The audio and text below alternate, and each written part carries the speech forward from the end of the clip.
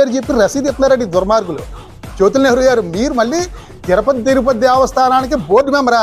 చిచ్చి సిగ్గు లేదు. దేవుడి పేరు మీద అక్కడ డబ్బులు వసూలు చేస్తూ ఉన్నారు మీరు మీ కార్యకర్తలతో. టోల్గేట్ నుంచి వెళ్లకుండా ఇలాగ అక్రమ వసూలు టోల్గేట్ దగ్గర నుంచి. ఏడు దేవుడి పేరు మీద డబ్బులు వసూలు ఏంటండి? చిరాగ్గా, అసహ్యంగా. ఎంత పాపం. మీరు దేవస్థానం బోర్డు సభ్యులు, అవసరమైతే 40-50 లక్షలు తిరుపతి దేవస్థానం నుంచి మీరు గ్రాంట్ తేలేరా? మీకు కూడా తిరిగే నాయకుడు కావచ్చు, ఆ ఊరికి మీరు తిరుపతి దేవస్థానం నుంచి మీరు నిధులు తెచ్చివ్వండి, లేకపోతే చందాలు వసూలు చేయండి, మేమందరం ఇస్తాం. దేవుడి పేరు మీద రసీదు ఇచ్చి, ఆ రసీదు ఎంతవరకు వెళ్తుంది? అన్ని జిల్లాలు తిరుగుతుంది కదా ఈ లారీలు. జ్యోతుల నెహ్రూ గారి నియోజకవర్గంలో జ్యోతుల నెహ్రూ గారి ఆధ్వర్యంలో మనకు రసీదు ఇచ్చారు అబ్బాయి, 1000 రూపాయలకి 900కి. అక్కడ బలి వసూలు చేస్తున్నారు దేవుడి పేరు మీద అని చెప్పేసి. మన నియోజకవర్గం పేరు, మీ పేరు ఎంత చెడ్డగా రాష్ట్రం అంతా వెళ్తుందండి ఈ తప్పుడు రసీదుల వల్ల. నెహ్రూ గారు, ఇదా మీ యొక్క దైవభక్తి?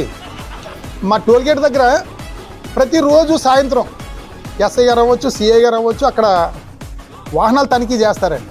బళ్ళుకి రికార్డులు ఉన్నాయా లేవా, డ్రంక్ అండ్ డ్రైవ్ టెస్టింగ్ కానీ, ప్రతి వాహనాన్ని ఆపి నోట్లో గొట్టం పెడతారు. వెంటనే టెస్ట్ చేసి 10,000 రూపాయలు ఫైన్ కోర్టుకి వెళ్ళి కట్టేయమంటారు. ఇంచుమించు ప్రతిరోజు డ్రంక్ అండ్ డ్రైవ్ కేసులు అవ్వచ్చు, లైసెన్సులు రికార్డులు లేని వాటి మీద ఇంచుమించు చాలా కేసులు కడతారు. ఎక్కడంటే మన కృష్ణవరం టోల్గేట్ దగ్గర. మద్యం అమ్మేది వాళ్ళే, మళ్ళీ నోట్లో గొట్టం పెట్టి 10,000 రూపాయలు ఫైన్ వేసేది గవర్నమెంట్.